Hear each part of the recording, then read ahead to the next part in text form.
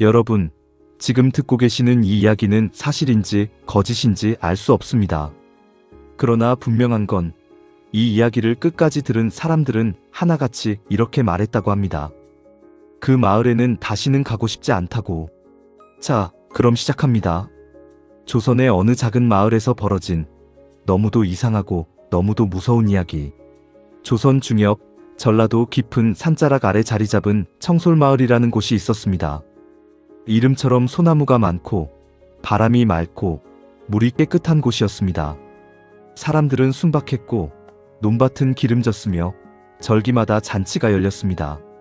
아이들은 뛰어놀고 어르신들은 평상에 앉아 담소를 나눴습니다. 누가 봐도 평화로운 마을이었습니다. 그런데 여러분, 이 이야기에서 가장 무서운 것이 무엇인지 아십니까? 폭력이 아닙니다. 귀신이 아닙니다. 바로 그 평화입니다. 너무 완벽한 평화. 너무 조용한 고요. 그 안에 숨겨진 것, 지금부터 천천히 풀어드리겠습니다.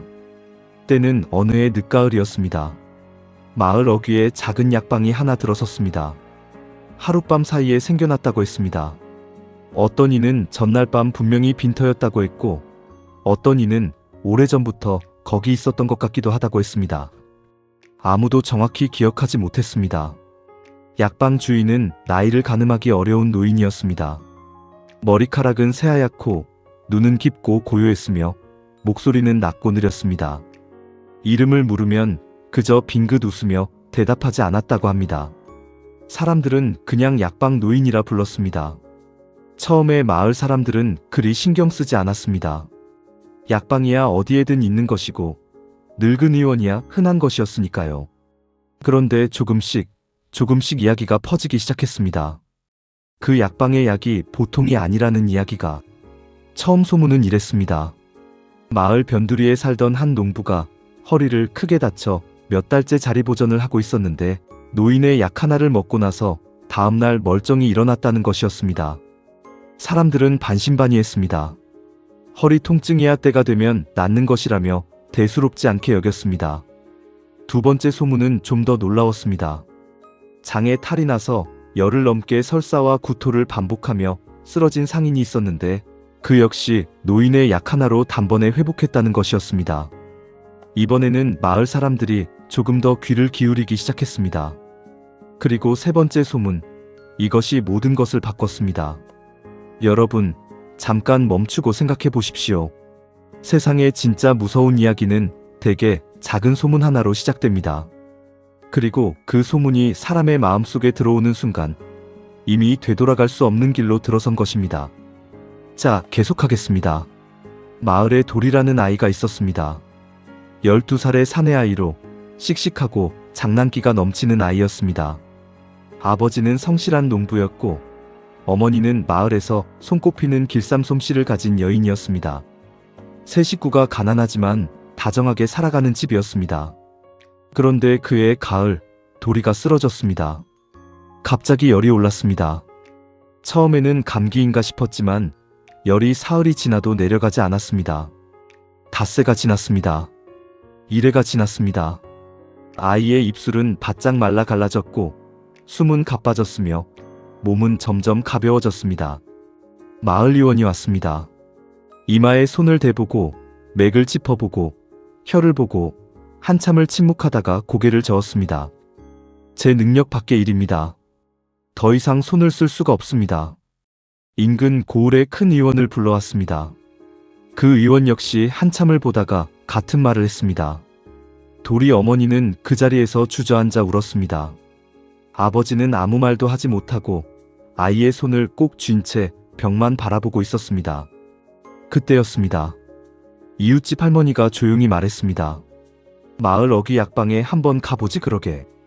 요즘 그 노인이 고치지 못하는 병이 없다는 소문이 있더구먼. 도리 아버지는 처음에 고개를 저었습니다.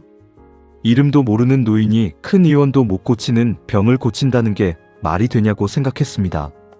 하지만 아이의 숨이 점점 가빠지는 소리를 들으며 결국 그는 일어섰습니다. 마지막이라는 마음으로. 그날 밤 도리 아버지는 홀로 약방 문을 두드렸습니다. 한밤중이었는데도 노인은 깨어 있었습니다.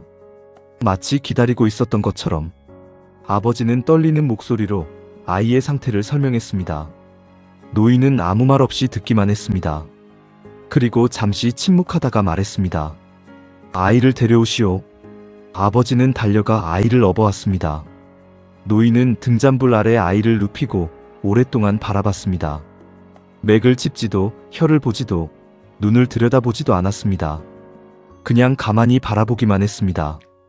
부모는 숨도 못 쉬고 기다렸습니다. 그러다 노인이 말했습니다. 살릴 수는 있습니다. 어머니가 울음을 터뜨렸습니다. 아버지가 손을 모아 절을 했습니다. 노인은 그런 그들을 보며 아무 표정 없이 일어났습니다. 그리고 약재들을 꺼내기 시작했습니다. 어두운 선반 안쪽 천으로 덮인 항아리들 중 하나를 골랐습니다. 냄새가 났습니다. 달고도 쓴 말로 설명하기 어려운 향기였습니다. 아이에게 약이 먹여졌습니다. 그리고 2시간도 지나지 않아 아이의 숨이 가라앉기 시작했습니다. 거칠던 숨이 고르게 돌아왔습니다. 열이 내렸습니다. 이마가 식었습니다. 눈이 떠졌습니다. 부모는 서로를 끌어안고 울었습니다. 노인은 그 옆에서 가만히 앉아 있었습니다. 다음 날 소문은 마을 전체에 퍼졌습니다. 죽어가던 아이가 살아났다고, 약방 노인이 기적을 일으켰다고. 사람들은 경이로운 눈으로 약방을 바라봤습니다. 누군가는 신의 계시를 받은 의원이라 했고, 누군가는 전생에 큰 선업을 쌓은 분이라 했습니다. 그런데 여러분, 바로 그때부터였습니다. 이상한 일이 시작된 것이. 도리는 살아 돌아왔습니다. 그런데 뭔가 달랐습니다. 눈은 뜨고 있었지만 그 눈 안에 아무것도 없었습니다. 어머니가 손을 잡으며 아가, 괜찮니라고 물었을 때 아이는 고개를 돌려 어머니를 바라봤습니다. 하지만 반응이 없었습니다. 눈물도 없었습니다. 웃음도 없었습니다. 그냥 바라봤습니다. 아버지가 아이를 꼭 안아줬습니다.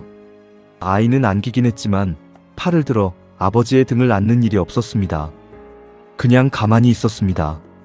사람들이 찾아와 잘됐다며 기뻐했을 때 아이는 그들을 하나하나 바라보며 아무 말도 하지 않았습니다. 밥을 먹었습니다. 물을 마셨습니다. 걸었습니다.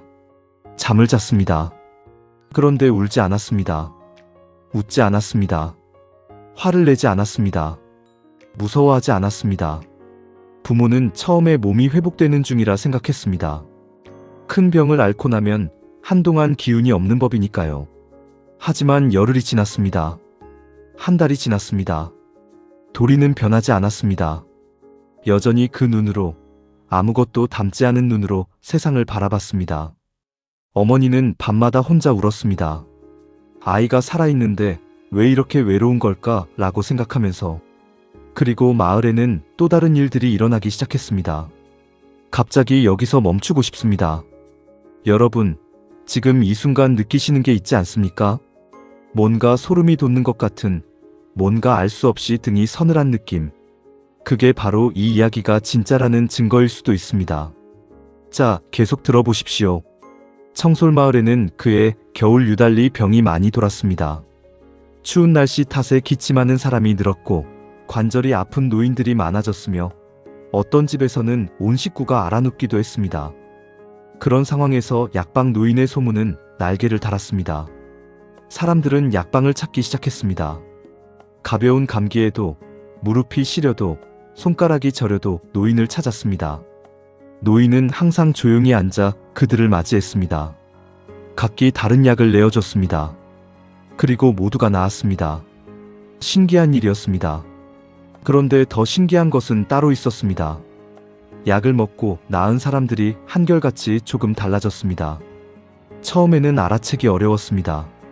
마을 대장간집 아저씨는 원래 성미가 급하기로 소문났는데 허리 통증으로 약을 먹은 후에는 어찌된 일인지 아무리 짜증나는 일이 있어도 그냥 묵묵히 있었습니다.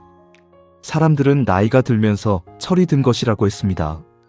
논에서 일하다 발을 삔 김씨 아주머니는 원래 웃음이 많고 노래를 잘하던 분이었는데 약을 먹고 나은 후에는 더 이상 노래를 부르지 않았습니다. 웃긴 한데 그 웃음이 이상했습니다. 입만 웃는 것 같았습니다. 눈이 웃지 않았습니다. 서당에서 아이들을 가르치는 훈장어른은 학생이 잘못을 해도 화를 내지 않았습니다. 칭찬도 하지 않았습니다. 그냥 차분하게 설명하고 넘어갔습니다. 학생들은 처음에 좋다고 생각했는데 시간이 지날수록 무언가 이상하다는 느낌을 받았습니다. 선생님이 자신들에게 관심이 있는 건지 없는 건지 알 수가 없었습니다. 이런 일들이 하나씩 쌓이는 동안 마을에는 이상하리만치 싸움이 없어졌습니다. 술에 취해 고래고래 소리 지르는 사람도 없어졌습니다. 부부싸움 소리도 들리지 않았습니다. 아이들이 다퉈서 울음을 터뜨리는 일도 줄었습니다. 겉으로만 보면 정말 이상적인 마을처럼 보였습니다. 평화롭고 조용하고 질서정연한. 하지만 뭔가가 이상했습니다. 마을을 지나가는 나그네들이 이런 말을 했다고 합니다. 이 마을 사람들은 왜 다들 눈이 죽어 있는 것 같소? 그 무렵 이 마을에 한 선비가 도착했습니다. 그의 이름은 윤달이었습니다. 서울에서 내려온 젊은 선비로 과거 시험을 준비하다 잠시 쉬어가기 위해 이 마을에 들른 것이었습니다. 그는 마을 어귀의 주막에 방을 잡고 며칠을 머물기로 했습니다. 처음 하루 이틀은 아무것도 이상하게 느끼지 못했습니다. 마을이 조용하고 사람들이 친절하다고 생각했습니다. 그런데 사흘째 되던 날 주막 마당에서 있었던 작은 사건이 그의 눈을 뜨게 했습니다. 주막집 딸아이가 마당에서 놀다가 넘어졌습니다. 무릎에서 피가 났습니다. 꽤 아팠을 텐데 아이는 울지 않았습니다. 그냥 일어나서 피를 바라보다가 치마를 내려닫고는 다시 놀러 갔습니다. 아이가 우는 소리가 없으니 주막 안에 있던 어머니도 나오지 않았습니다. 윤달은 그 장면을 보며 묘한 불편함을 느꼈습니다. 아이는 왜 울지 않는 것일까? 아프지 않아서일까? 아니면 울 줄 모르는 것일까? 그날 저녁 그는 주막 주인 노인에게 마을 이야기를 물었습니다. 주인 노인은 술잔을 닦으며 대수롭지 않게 마을 약방 이야기를 꺼냈습니다. 죽어가던 아이를 살린 노인, 어떤 병도 고치는 신비한 약. 윤달은 귀를 기울였습니다. 그런데 말이오, 그 약을 먹은 사람들이 다들 조금 이상해진 것 같지 않소? 주막 주인 노인은 잠시 멈췄다가 말했습니다. 그렇게 생각한 적도 있었소. 그런데 뭐 병이 낫고 나면 다들 좀 점잖아지는 법 아니겠소. 나이를 먹어가는 것이기도 하고. 그리고 그는 술잔을 닦는 일로 돌아갔습니다. 윤달은 잠들지 못했습니다. 이불을 덮고 누웠지만 눈이 감기지 않았습니다. 머릿속에서 뭔가가 계속 걸렸습니다. 약을 먹은 사람들이 변했다. 아이들이 울지 않는다. 싸움이 없다. 소리가 없다. 그리고 새벽이 되기 직전 그는 결심했습니다. 약방에 직접 찾아가 보기로. 여러분, 이 장면에서 잠깐 생각해 보시죠. 윤달이 느낀 그 불편함, 여러분도 느끼신 적 있지 않습니까? 분명히 뭔가 잘못됐는데 딱 꼬집어 말하기가 어려운 상황. 그 찜찜함이 때로는 우리를 가장 중요한 진실로 이끌기도 합니다. 자, 윤달을 따라가 보겠습니다. 이른 아침 윤달은 약방을 찾아갔습니다. 문은 열려 있었습니다. 안으로 들어서니 노인이 등을 보이며 선반을 정리하고 있었습니다. 발소리가 들렸을 텐데도 돌아보지 않았습니다. 어서 오시오. 앉으시오. 윤달은 자리에 앉았습니다. 노인이 천천히 돌아섰습니다. 가까이서 보니 노인의 눈이 정말 특이했습니다. 깊었습니다.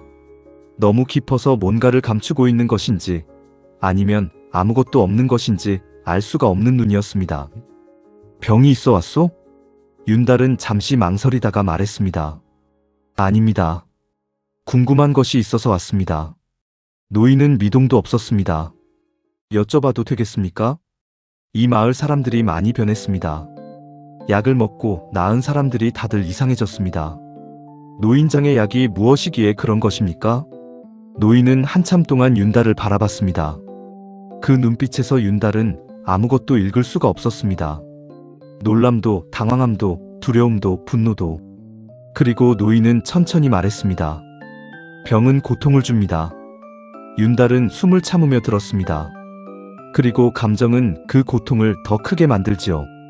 두려움은 병을 악화시키고 슬픔은 몸을 쇠하게 하며 분노는 길을 흩어놓습니다. 나는 단지 그 고통의 뿌리를 없애준 것뿐이요. 윤달은 천천히 물었습니다. 그 뿌리가 감정이라는 말씀이십니까? 노인은 대답하지 않았습니다. 하지만 그 침묵이 곧 대답이었습니다. 윤달의 머릿속에서 무언가가 맞아 떨어졌습니다. 퍼즐 조각들이 하나로 모이는 느낌. 그는 천천히 조용하게 말했습니다. 이 약은 사람을 살리는 것이 아닙니다. 사람의 감정을 없애는 것입니다. 방 안에 침묵이 흘렀습니다. 노인은 부정하지 않았습니다. 윤달은 그 자리에서 일어섰습니다. 다리가 약간 떨렸습니다. 그는 노인을 한 번 더 바라봤습니다. 무언가 더 묻고 싶었지만 더 들을 자신이 없었습니다. 그는 약방 문을 나섰습니다. 이제 여러분에게 정말 중요한 이야기를 해드릴 시간입니다. 이 이야기의 핵심이 무엇인지 단지 이상한 약방 이야기가 아닙니다. 이건 우리 모두의 이야기입니다. 들어보십시오. 윤달은 주막으로 돌아오지 않고 마을을 걸었습니다. 한참을 걸었습니다. 그리고 마을 사람들의 얼굴을 하나하나 바라봤습니다. 아침 밥을 짓는 안악이 있었습니다. 연기가 눈에 들어가도 눈을 찡그리지 않았습니다. 밥솥을 열다 손을 대었는데도 아이고 소리 하나 없이 그냥 손을 거뒀습니다. 길에서 서로 마주친 두 남자가 있었습니다. 한쪽이 다른 쪽에 발을 밟았습니다. 밟힌 사람이 잠깐 멈추더니 그냥 갔습니다. 화도 내지 않았습니다. 미안하다는 말도 듣지 않았습니다. 그냥 지나쳤습니다. 노인이 평상에 앉아 먼 산을 바라보고 있었습니다. 겨울바람이 불어도 눈을 가늘게 뜨지 않았습니다. 춥다거나 바람이 차다는 표정도 없었습니다. 그냥 앉아 있었습니다. 아이들이 모여 있었습니다. 놀이를 하는 것 같긴 한데 소리가 없었습니다. 뛰어다니는데 웃음소리가 없었습니다. 이기고 지는 것 같은데 기뻐하거나 억울해하지 않았습니다. 윤달은 그 광경을 보며 깨달았습니다. 이 마을은 살아있는 것처럼 보이지만 사실 살아있는 것이 아니었습니다. 숨을 쉬고 밥을 먹고 움직이지만 사람을 사람이게 만드는 것이 사라져 있었습니다. 기쁨도 슬픔도 분노도 두려움도 사랑도 미움도 그 모든 감정들이 그것들이 없으면 더 이상 고통도 없겠지요. 아프지 않겠지요. 싸우지 않겠지요. 하지만 그게 삶인가요? 그게 살아있는 것인가요? 윤달은 그날 저녁 주막을 나섰습니다. 짐을 싸서 마을을 떠났습니다. 밤길이었지만 걸었습니다. 발이 아팠지만 걸었습니다. 바람이 차가워 눈물이 났지만 그 눈물이 반가웠습니다. 아직 자신에게 눈물이 있다는 것이. 그리고 그는 다시는 그 마을로 돌아가지 않았습니다. 자, 이 지점에서 이 이야기는 끝나지 않습니다. 더 있습니다. 그리고 이 더 있는 이야기가 어쩌면 처음 이야기보다 더 무섭습니다. 들어보시겠습니까? 윤달이 마을을 떠난 후 몇 달이 흘렀습니다. 청솔마을에는 봄이 왔습니다. 꽃이 피었습니다. 벚꽃이 지고 진달래가 피었습니다. 자연은 생생하게 살아 움직였습니다. 그런데 마을 사람들은 그 꽃을 보며 아무 말도 하지 않았습니다.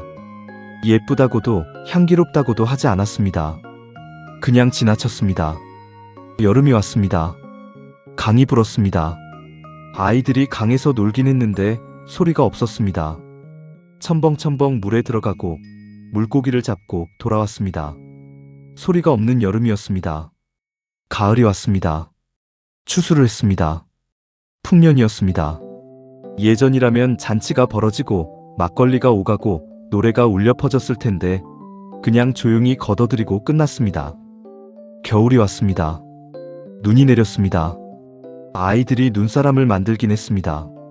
그런데 그 눈사람의 눈은 웃는 모양이었습니다. 하지만 눈사람을 만든 아이들의 눈은 웃지 않았습니다. 마을 사람들은 병에 걸리지 않았습니다. 아무도 싸우지 않았습니다. 아무도 울지 않았습니다. 아무도 웃지 않았습니다. 아무 일도 일어나지 않았습니다. 그런데 어느 날 마을의 한 노파가 죽었습니다. 아주 고령이었고 조용히 잠자다 눈을 감았습니다. 당연한 죽음이었습니다. 자식들이 왔습니다. 장례를 치렀습니다. 울었을까요? 울지 않았습니다. 어머니를 잃었는데도 자식들은 그냥 조용히 절차를 진행했습니다. 하관을 하고 흙을 덮고 절을 하고 돌아갔습니다. 그 장면을 먼 데서 지켜본 사람이 있었습니다. 마을에 장작을 팔러 온 이웃 마을 나무꾼이었습니다. 그는 그 광경을 보고 짐을 챙겨 자기 마을로 달려갔습니다. 그리고 사람들에게 말했습니다. 청솔마을 사람들이 이상하오. 어머니를 묻는데 눈물 한 방울 흘리지 않소. 눈빛이 모두 죽어있어. 그 마을에는 절대 가지 마시오. 이 소문은 퍼졌습니다. 사람들은 청솔마을을 피하기 시작했습니다. 장사꾼이 들어가지 않으니 물건이 끊겼습니다. 이웃 마을과의 교류가 줄었습니다. 하지만 마을 사람들은 그것을 아쉬워하지 않았습니다. 섭섭해하지 않았습니다. 불편해하지 않았습니다. 그냥 살아있었습니다. 그저 살아있을 뿐이었습니다. 이제 가장 마지막 이야기를 드릴 시간입니다. 이 이야기는 수십 년이 흐른 뒤의 이야기입니다. 청솔마을에 대한 소문이 마침내 한양까지 닿았습니다. 임금께서 이 이야기를 들으셨습니다. 그리고 어떤 이유에서인지 관원 하나를 파견하셨습니다. 그 마을이 어떻게 됐는지 직접 확인하라는 명이었습니다. 관원의 이름은 최석이었습니다. 30 중반의 젊은 문신으로 총명하고 냉철하기로 유명했습니다. 그는 말을 타고 며칠을 달려 청솔마을 앞에 도착했습니다. 마을은 있었습니다. 집도 있었고 사람도 있었습니다. 논밭도 있었고 길도 있었습니다. 연기도 피어올랐습니다. 그런데 소리가 없었습니다. 마을 전체가 소리를 잃어버린 것 같았습니다. 개 짖는 소리도, 닭 우는 소리도, 아이들 뛰는 소리도 없었습니다. 최석은 말에서 내려 마을로 들어섰습니다. 사람들이 그를 봤습니다. 낯선 이방인이 왔는데도 아무도 신기해하지 않았습니다. 환영하지 않았습니다. 경계하지도 않았습니다. 그냥 봤습니다. 그냥 지나쳤습니다. 그는 약방을 찾아갔습니다. 약방은 아직도 있었습니다. 그리고 놀랍게도 노인도 아직 있었습니다. 수십 년이 지났는데 그 노인은 하나도 늙지 않은 것처럼 보였습니다. 최석은 그 사실에 소름이 돋았습니다. 어르신 묻겠습니다. 이 마을은 왜 이렇게 됐습니까? 노인은 천천히 눈을 들었습니다. 이 마을 사람들이 원한 것을 드렸소. 고통 없는 삶을. 최석이 말했습니다. 하지만 저들은 더 이상 사람처럼 살고 있지 않습니다. 기쁨도 없고 슬픔도 없습니다. 죽음 앞에서도 눈물 한 방울 흘리지 않습니다. 노인은 잠시 침묵했습니다. 그리고 말했습니다. 그대는 고통이 싫지 않소? 최석은 대답했습니다. 싫습니다. 하지만 고통이 없으면 기쁨도 없습니다. 슬픔이 없으면 사랑도 모릅니다. 두려움이 없으면 용기도 의미가 없습니다. 감정은 인간이 인간인 이유입니다. 노인은 그 말을 듣고 눈을 내려깔았습니다. 최석은 계속 말했습니다. 어르신이 빼앗은 것은 고통만이 아닙니다. 이 사람들의 삶 전체입니다. 저들은 살아있지만 살고 있지 않습니다. 긴 침묵이 흘렀습니다.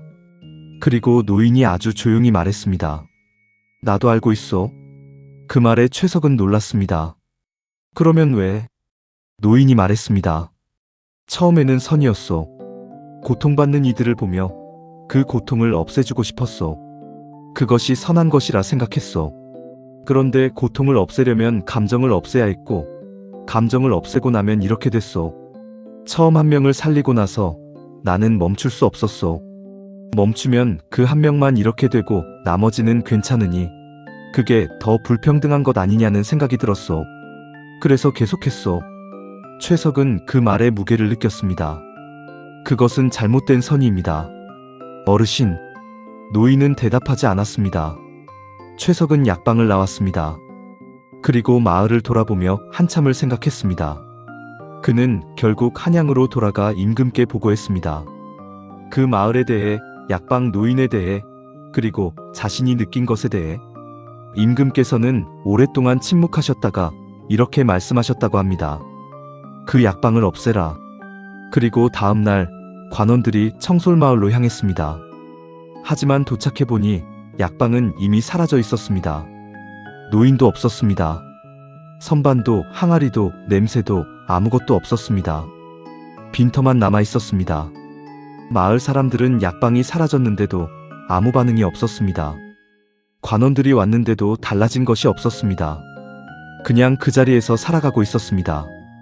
관원들은 돌아갔습니다. 그리고 청솔마을은 그렇게 역사에서 잊혀졌습니다. 이 이야기를 처음 전해 들은 사람들은 이런 질문을 했습니다. 그 마을 사람들은 행복했을까요? 아니면 불행했을까요? 그런데 여러분, 그것이 아마 가장 무서운 질문일 것입니다. 왜냐하면 그들은 행복하지도 불행하지도 않았기 때문입니다. 그 두 가지 모두를 느낄 수 없었으니까요. 우리가 매일 느끼는 것들, 기쁨, 슬픔, 두려움, 설렘, 분노, 애틋함, 그리움, 외로움, 환희, 이것들이 사라진다면 어떻게 될까요? 더 이상 아프지 않을 것입니다. 더 이상 울지 않아도 됩니다. 더 이상 두렵지 않습니다. 하지만 동시에 더 이상 꽃이 아름답지 않습니다. 더 이상 사람이 그립지 않습니다. 더 이상 음악이 마음을 건드리지 않습니다. 더 이상 살아있다는 것이 의미가 없습니다. 이 이야기는 단지 조선시대의 귀신 이야기가 아닙니다. 이 이야기는 우리에게 묻고 있습니다. 당신은 고통 없는 삶을 원하십니까? 그 대가가 감정 전체라 해도 생각해 보십시오.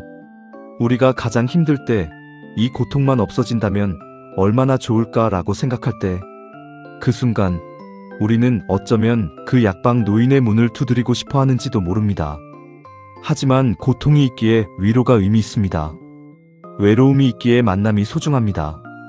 두려움이 있기에 용기가 값집니다. 슬픔이 있기에 기쁨이 빛납니다. 청솔마을 사람들이 잃어버린 것은 고통이 아니었습니다. 그들이 잃어버린 것은 살아있음 그 자체였습니다. 이 이야기를 끝내며 한 가지만 말씀드리고 싶습니다.